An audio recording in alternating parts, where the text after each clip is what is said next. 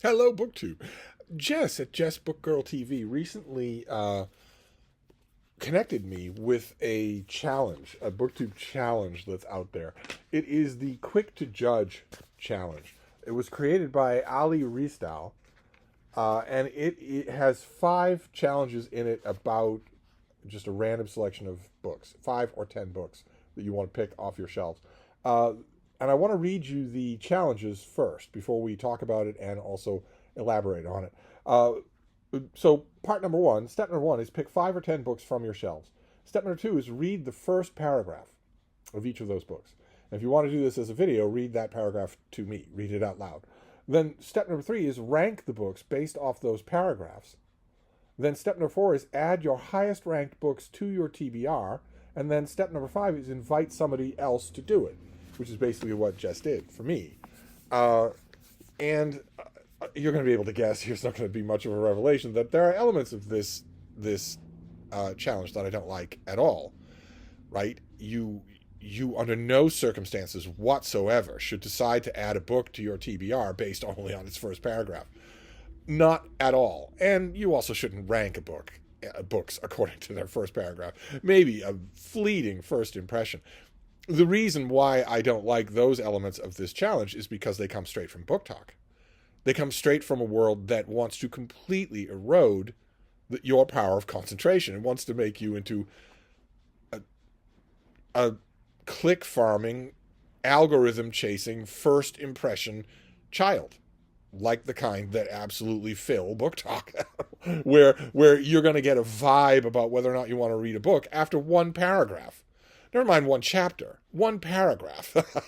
I don't agree with any of that, but the broader idea, the broader reading of this challenge is fun, because yes, you're ranking and you're very much. I don't know that Ali or that I'm certainly not Jess was trying to format it this way, but you are definitely, the ethos here is that you are definitely not supposed to think about what you're reading. It's supposed to be entirely a gut response.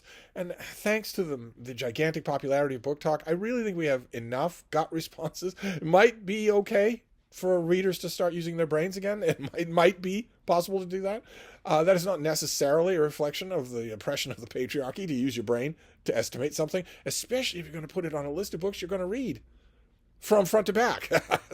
But aside from the emotional gut check of a paragraph, which is pretty much what this is asking for, the bare ethos of this challenge is that it is asking you to think critically, or at least you could if you wanted to. It's what I'm going to do, where you look at the first paragraph of a work and assess what it does and doesn't do. And maybe you assess what it doesn't do in comparison with other first chapters.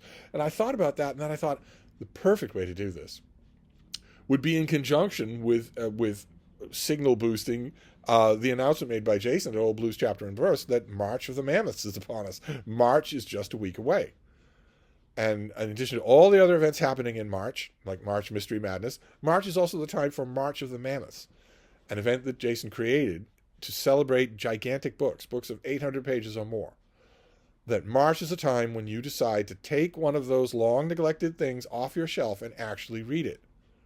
Instead of constantly saying, oh, I'm not up to that. No, now's not the time for an investment like that. One of the little unspoken points of March of the Mammoths is that you'll almost always be glad you did. Yes, these things look a little intimidating on the shelf, but they're some of them really good. Some of them actually justify their length. As Jason points out in his own video, I'll try to remember to leave a link to his announcement video down below, if only for the opening sequence. As he points out in his video, you don't need to finish the book in March. March of the Mammoths is just an encouragement for you to blow the dust off these things. Get your hands on them. Think about whether or not maybe you'd like to sink in and read them. I myself am a huge fan of Mammoths. I love reading big books, so I don't need any encouragement. I like to encourage instead. I like to encourage right along with March of the Mammoths. I will be reading several Mammoths in March. I'm not 100% sure what the mainstream U.S. publishing world has to offer me for Mammoths in March. I think there are a couple. The publishing world it lives in fear of Book Talk, so it takes a lot to get a publisher to agree to a book that long. It takes a lot to agree to get to an agent to try and pitch it somewhere. Whether you think it's warranted or not, the increasingly loud assumption in the publishing world is that there are no readers out there who will read a book that long. I think that's only going to get worse. So I don't think there are many coming out, but I have a selection of Mammoths, potential items for March of the Mammoth. And I thought instead of just showing them to you, we would read the first paragraph of each one and see what we make of them. So the first one is And Ladies of the Club by Helen Hoover Santmeyer. Huge thing. In the mass market paperback, this is almost 1,500 pages. A very unassuming thing and a surprise hit. 1,500-page novels don't typically become surprise hits, especially when this author was quite past the noonday of her life when she wrote this thing. A massive labor that is very mild in its original concept. It is just a ladies' social club that we see change over the decades, over time, slowly. It's amazing how spellbinding this is. I know I'm not describing it in a way that's going to make you grab it right away, but it's amazing how spellbinding it is. So let's read the very first paragraph of this, which is the first paragraph takes place in 1868. That is when we're first introduced to this club, the Waynesboro Women's Club. Let's see. So this is the first paragraph. The Waynesboro Female College in the 1850s and 60s was a fitting subject, along with the courthouse and the churches and the gentlemen's mansions, for a steel engraving of the sort then fashionable. The two college buildings were well back from the street behind an iron fence and a wide, deeply shaded campus. A brick wall led from the gate. It divided midway in its course, one branch leading straight to the dormitory, the other turning right to the classroom building. From the gate, the two looked to be identical, severely rectangular facades, entrance doors deeply recessed above a half-dozen granite steps with iron handrails, the windows of 3 floors set in exact pairs, one pair above another up to the wooden cornices, and the brackets supporting the wide overhang of an almost flat roof. But one of these college buildings, as an engraving must have shown, was larger than the other. The classroom was cubical, with one chimney towering above each corner of the roof. The dormitory had much more depth than width, and along the edge of the roof on both sides, from front to back, stood rows of double chimneys, evidence of coal fireplaces in every room. The house where the owner of the school lived with his family was back and behind and out of sight of any possible engraver, unless he wandered down the side street that faced it. But it was not worth an artist's pencil, rather small and rather shabby, unfortunately out of sight of the school's front gate. As a matter of fact, the college buildings were themselves clearly to be seen only part of the year, concealed as they were behind low-hanging branches of primeval trees. An artist who wanted a little human life in his picture could have inclined in among the trunks the figures included in among the trunks the figures of young ladies in hoop skirts playing croquet. All right, that is the first paragraph of this book, and we can look at a lot of what's going on there. First of all, that the narrator's insistent reference to an engraver. It's of course this is a historical novel. It's set it starts in the 1860s, so the narrator of this book could simply show you these things, right? They don't need to show you how you would see them if the narrator weren't around. She could simply show them to you. But instead she doesn't. Instead, we're almost seeing it through the method that you would see a picture of this setting in the present day. It would have to be an engraving of some kind. It would be before the popularity of photography. It would have to be an engraving of some kind. And the narrator describes the setting in that way. What would you see in an engraving, and what wouldn't you see, and why? That's one thing that's really neat. I think that's a very effective way to do that. It really enhances the fact that you are going back in time, which is going to work really well in the novel's favor as it brings you forward in time. But another element that you get in that opening paragraph that I think is really important is minute description. Old or not, engraver or not, you are very much being given a setting that you are going to live in for a long time, for 1,400 pages. So that's the first paragraph of And Ladies in the Club. Did you like it? If you read just that first paragraph and you were, a TikToker, would you want to keep going? Let's move on. Let's see another one. The next one is God is an Englishman by R.F. Delderfield. Another historical novel, another terrific historical novel. This one is 816 pages. So in this old pocket paperback, which it will not survive a read. Look at this, happened in my last read. It will not survive another read, but it'll go out fighting. This one is another historical novel. Let's see how it starts. We get a map and a legend and a little chasing four. Let's see. So we are going back here to roughly the same time, the late 1850s. And this is the first paragraph. They stormed out of a dust cloud in a solid, scurrying mass, horse and foot in about equal proportions, but in no sort of formation. A mob of armed fugitives with nothing in mind but to escape the hangman or the bayonets of the Highlanders who had rushed the town at first light and had now fought their way as far as Rains Place. All right. Very different sort of first paragraph, right? We don't know who they are. We don't know what this action is. We're just thrust right into the middle of it. And we'll just... some of you read my recent Steve Reads entry of mine. That is a Book Barn paperback. I had to destroy the cover in order to get the sticker off. Whereas this is a Brattle paperback. I did not have to destroy the cover to get the sticker off. But anyway. Ironically, a little... I mean, I don't want to spoil things here. I want you to read all of these books. But ironically, no one who has read this book, a million people read this book 70 years ago, 60 years ago, and who holds it in a fond place in their heart, and if you read this book, you will remember it fondly, would think of it as an action novel. No one would. But it starts that way. So there you go. A little bit of an unusual start to a book.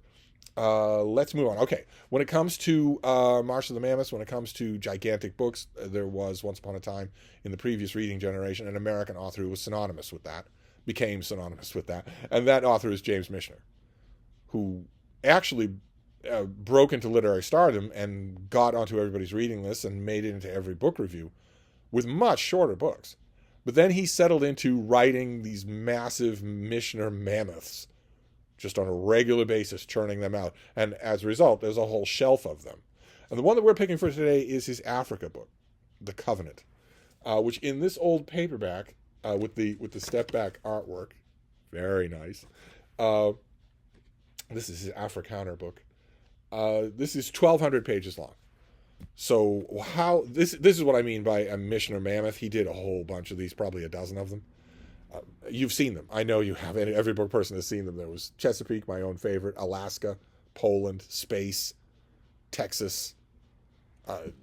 You name. He wrote a lot of these things, and we're going to see how this one starts. The Michener mammoths tend to take the same approach, where they settle down in a location. They tell you about that location, and then they follow human dramas in that location over centuries, and either, obviously space doesn't do that, but obviously those century-long narratives will either loosely or tightly have a through line, a narrative through line of people or a family. Not always, sometimes very loosely. So let's see, you get a map. There's Rhodesia up at the top there. So let's see what the first paragraph is here. We'll go past the acknowledgments okay. It starts with a prologue and an eland. It was the silent time before dawn along the shores of what had been one of the most beautiful lakes in southern Africa. For almost a decade now, little rain had fallen. The earth had baked. The water had lowered and become increasingly brackish. The hippopotamus, lying with only her nostrils exposed, knew intuitively that she must soon quit this place and move her baby to some other body of water, but where and in what direction she could not decipher. That's how it starts. This is not going to be a book about hippopotamuses. It's not going to be a book about wildlife at all. It's going to be a book about African people, either people who've been there forever or people who are moving there and want to displace and kill the people who've been there forever. But this has a Michener beginning, so it will give you the primeval setting of the land, just like all the others do. You get a book like Alaska, you're going to get the opening of the book is going to be about the movement of glaciers before there were even humans. Michener he does that with his big mammoth books. He gives you a massive overview of everything before he centers in on his human stories. And the reason he does that is because he wants you to be up at 30,000 feet for the whole of the book. He knows that if you aren't, if he doesn't strike that note right away, if you're down in the dust with the struggles of individual people, you might find these books disappointing because he's going to keep moving through the centuries. Your characters that you might like in the first part are going to be dead by the second part and long dead by the fourth part. But if he strikes that 30,000 foot note first, well, then you might keep it that way. You might look at these struggles from that height. So that's how the Covenant begins. The hippopotamus beginning.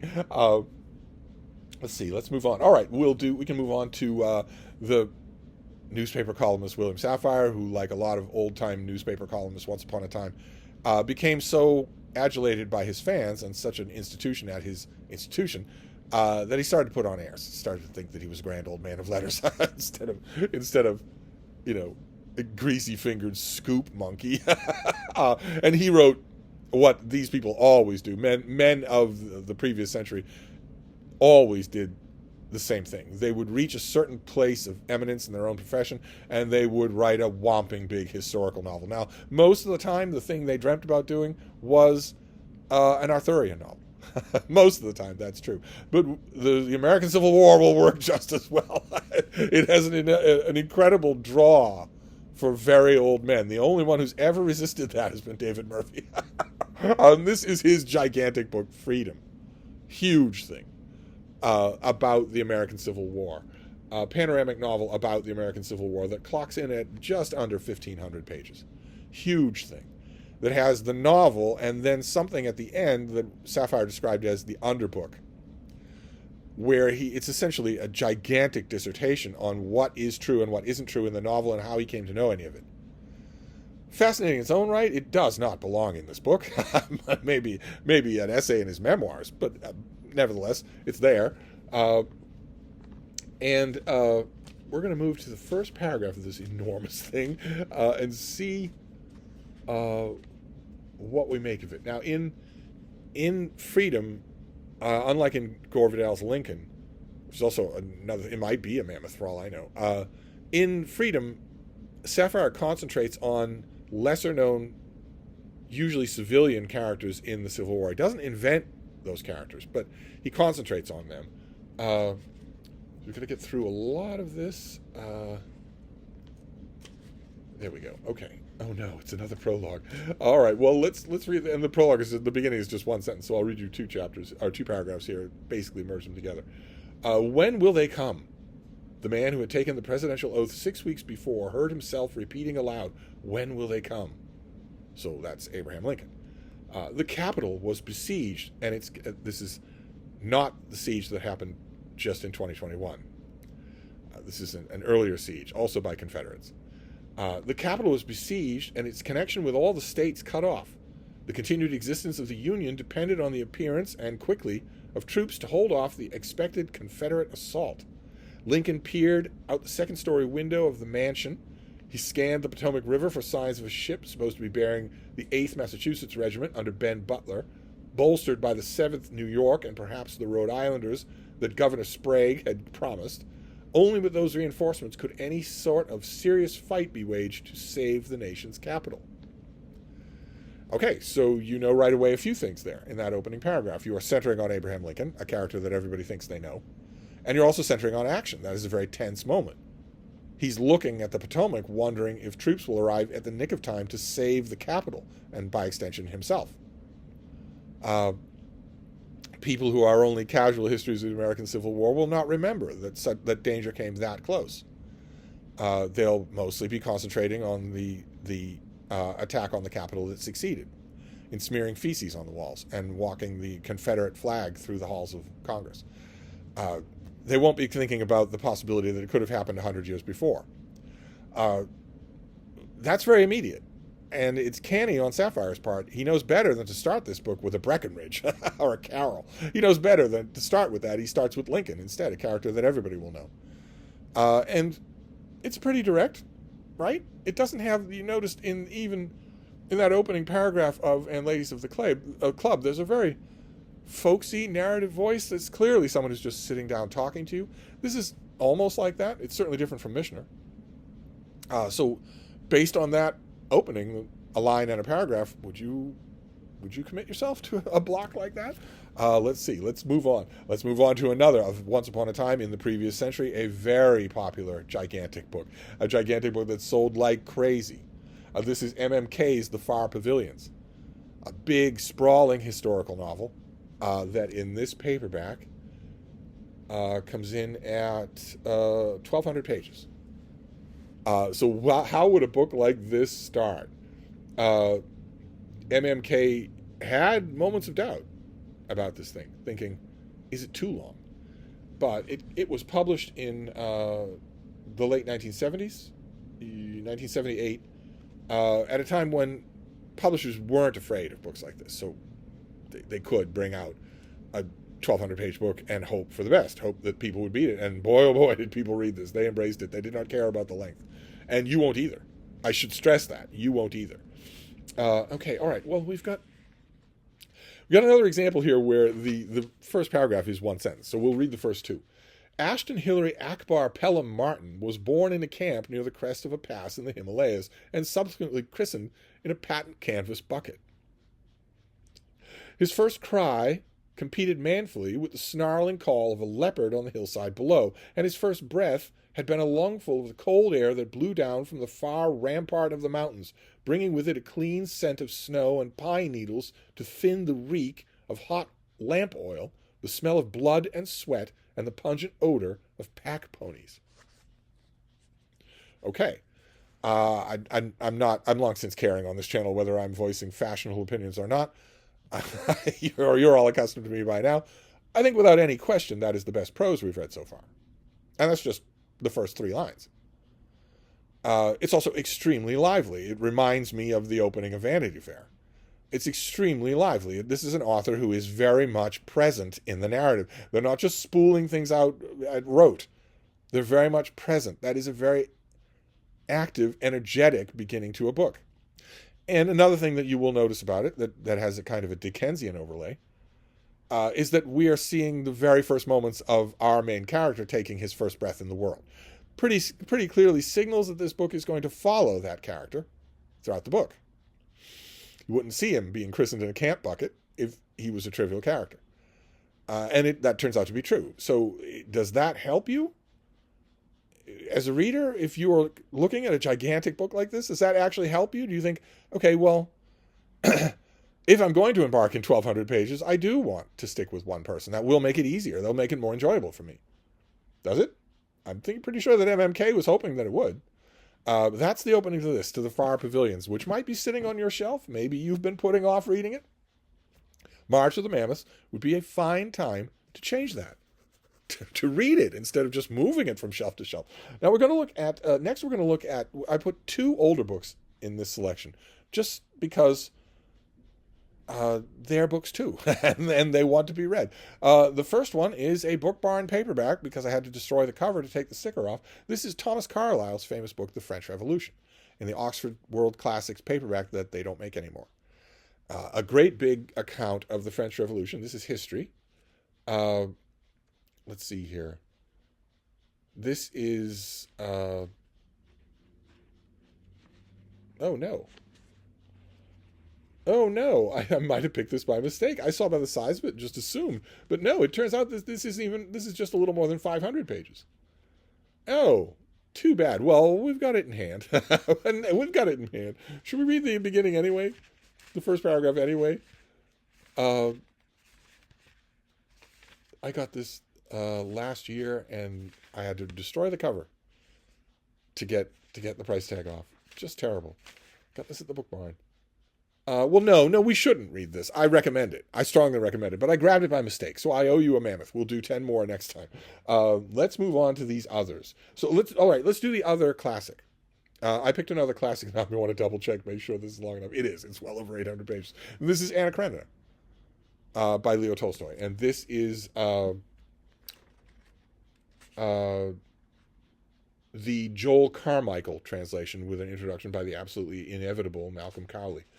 So let's go past what Malcolm has to say and go to the beginning of Anna Karenina, which of course starts with a sentence, one of the most famous opening sentences in all of literature, and then moves on to a paragraph. So we'll read the sentence and the paragraph. We'll take the sentence as an epigraph of some kind.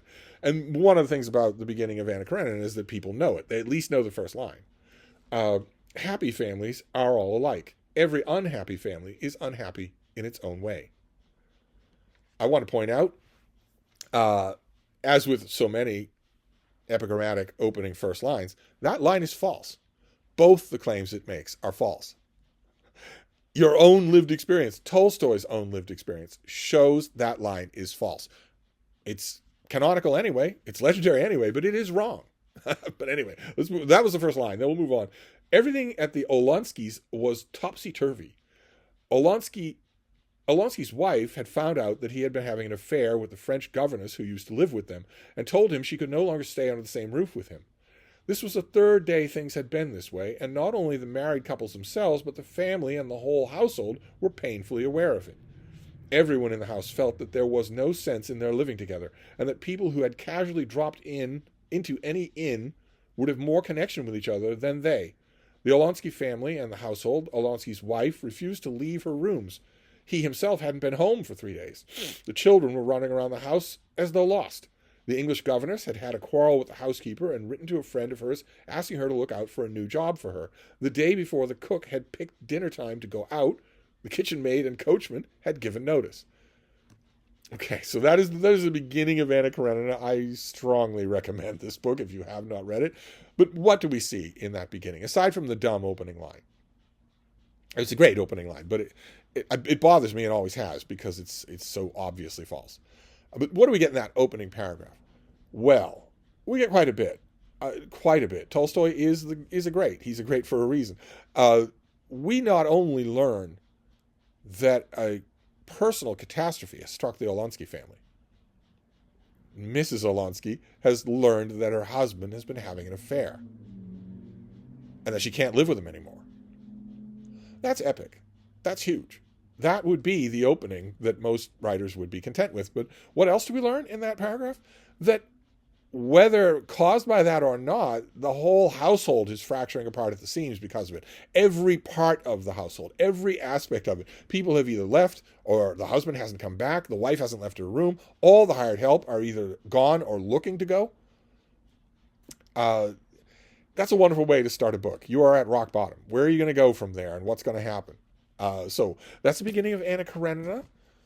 Anna Karenina might very well be one of those mammoths that's up on your shelf that you have been postponing forever. March of the Mammoths is a perfect time to do it. All right, let's move on. We've got a few more to go here.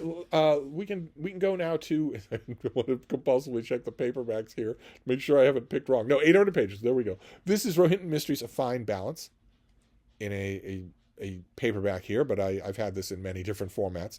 It's terrific. It is a great modern Indian novel.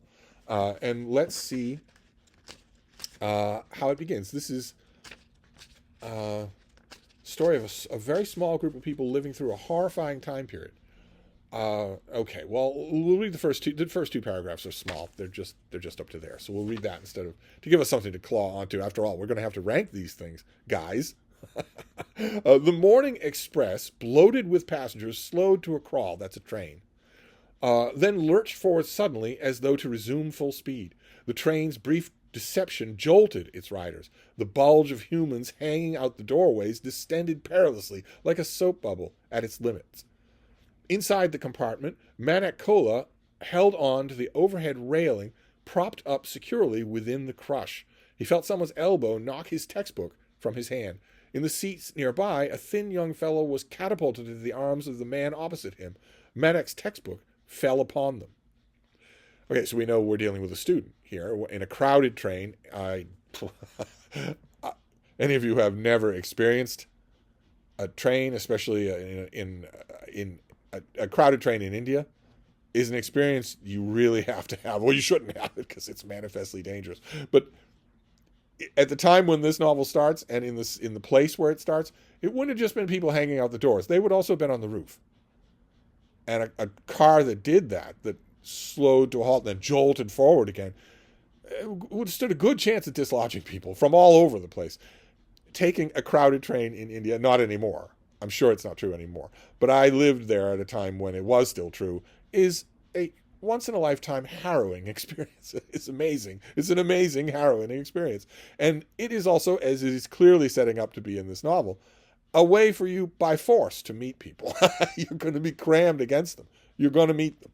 And we see in the opening paragraphs there, the beginning of that. I mean, the student's book falls onto someone's head. So introductions are going to be made. You're going to be drawn right in. Does that opening draw you right in? Again, we're going to meet these people brand new. We're not coming in the middle of things like in God is an Englishman. Let's see here. Oh, I failed you with Carlyle's French Revolution. I was deceived by the size of the paperback. So we'll do another work of nonfiction. And I'm pretty sure this is 1,000. Yeah, this is 1,000 pages long. Given the author, he couldn't have written anything shorter than that for this book. This is Present at the Creation by the great Dean Acheson. This is his memoir of being at the State Department, the U.S. State Department. This is the mass market paperback of it. This is a great U.S. memoir, controversial, spiky figure in American statescraft, but a fascinating one. And he had been threatening for years and years, for decades, in fact, to write a great book. He had been told by one particular academic that all of this that you're doing, pointing at the paperwork on his desk, all of this that you're doing is nothing if you don't cap it with a great book. And a couple of people in Acheson's circle said, a little sarcastically, well, that's not just a thing on a to-do list. Not everybody gets to write a great book. But he did. Leave it to him. If it was going to be anybody, it was going to be him. He did write a great book. This is a great book. And we are going to read the first paragraph. Let's see here. Okay, there's long acknowledgments. I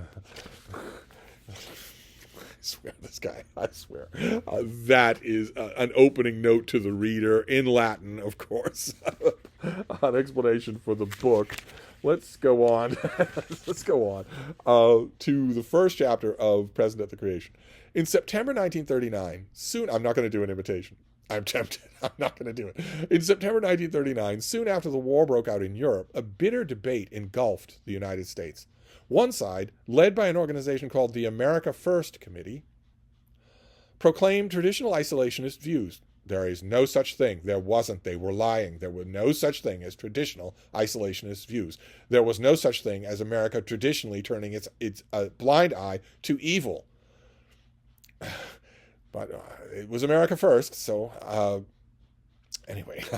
The other, which I joined, rallied around the Committee to Defend America by Aiding the Allies, all that in capital letters, founded by the salty editor of the Emporia, that's the Emporia Gazette from Kansas, William Allen White. Got a lot of nerve there calling somebody else salty, but that's okay. Soon I was involved in more than debate, helping to bring about the destroyer bases agreement between this country and Britain, and to write speeches in the White House for the 1940 campaign. All of this, which had been told in detail elsewhere, led in December 1940 to an invitation from Secretary of State Cordell Hull to leave my growing and pleasant law practice to join his department as Assistant Secretary of State for Economic Affairs. And right away, what do you learn from that paragraph? It's very careful. It's very astute. But what is it saying? That I was present at the creation because I did the creating. I'm sorry, I can't help myself. Just one more paragraph. At that time, I was 47 years old, in the middle of middle age, as Duff Cooper has defined the years from 30 to 60.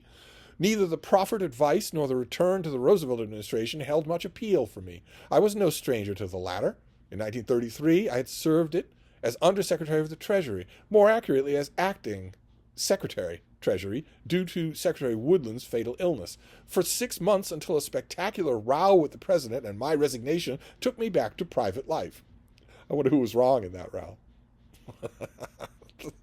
Although the years that followed had brought reconciliation and generous attempts by the president to lure me back to public service, I had declined them. My attitude toward the president was one of an admiration without affection. Please, Dean, won't you come back? So that is the beginning of Present at the Creation. And regardless of whether or not you know anything about this character, you can tell right away this is going to be as incredibly engagingly written. Government employee, party apparatchik, State Department memoirs don't read like that. Even those first two paragraphs, they don't read like that. It is the uncompromising voice of an imperious person, but that'll carry you through a book. Definitely it will. So that is our next one, Present at the Creation. I am pretty sure you don't have this staring down at you from your shelves, but you never know. You might, and maybe you've ignored it for the size of it.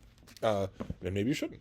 And then we'll finish up with, I don't want to block the bean. We'll finish up with another plush potboiler. Another novel of bygone yesteryear. I don't know that this is still in print. It is terrific. But it's big. It's 750. Oh no, 750 pages long. It doesn't quite make 800. Oh, okay. Well, I'm not going to have two failures, so we'll do this. We'll do this one. This is from 1980. Is that right? 1986. This is Carleen Cohn, and this is her book Through a Glass Darkly. Big, lush romance novel. Huge thing. Thought it was over 800 pages. I came close this time. And we're gonna read the first paragraph of this, as so many millions of people did. Oh my God, so many people read this book.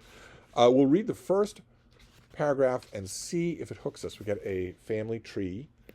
This is a historical romance. It's plush, but it's also wonderful. It also has just one great set piece after another. Once you get going, the set pieces don't start until around 50, 60 pages in, but then they occur regularly throughout the book. And I might add, that's not a failure on the part of the book. And of course, you're never gonna reach it if you're making your TBR based on first paragraphs. But that's not a failure on the part of the book. An older historical novel called Forever Amber did the same thing. It took a while to get to the parade of set pieces. So let's read the first paragraph of this one. Two voices, raised in anger, carried through the half-open window of the library. Recognizing them, Barbara stopped and looked for a place to hide, a place where she might listen but not be seen. Seconds later, she was burrowing into the ancient ivy that crisscrossed the mellowed red-pink brick of the house. Entangled, dense, persistent, its vines as thick as her wrists in places, the ivy released the house reluctantly. Each spring it sent cunning, thin green fingers curling under the window frames and into the rooms. And each spring her grandmother calmly snipped the fingers to bits with pairs of sewing scissors and ordered the gardeners to trim it down to size. Now, in November, it clung to the house stubbornly. Already many of its glossy dark green leaves were dulled yellow-brown with cold. Okay, so we know the main character's named Barbara. We know the season. We know that she is a blood relative of the person who owns this enormous house covered in ivy. We know it's an enormous house because it's old. It has a library. There's a gardener. There's a staff. We learn a lot in that opening paragraph. And why does she want to listen and not be seen? Why doesn't she walk in on the conversation? Is she naturally discreet, or does it reflect on her standing in the family? Would she be in trouble if she walked in? I think that paragraph does a pretty good job of asking those questions and maybe intriguing you to learn the answers. In this cheat. This is a cheat. I'm going to put this with the French Revolution because it's not quite 800 pages. But there you go. That's a start. We can do more. I owe you at least 2 Mammoths now. But that's how these books began. The opening paragraph for the first paragraph challenge. But also for March of the Mammoths. Because if you have Mammoths sitting on your shelf, you're going to encounter them right away at the beginning paragraph. You're going to start first there. What do you think of these? I'm not saying that we should do anything as tick-tocky as to rank them, but which jumped out to you? Any? Did I fail at all of these? Well, let's talk about it, and we'll do another round. I clearly owe you another round. Also, I love doing this sort of thing, so we'll do another round of these before March begins. So I'll wrap this up for now, and I'll see you then. Thank you, BookTube.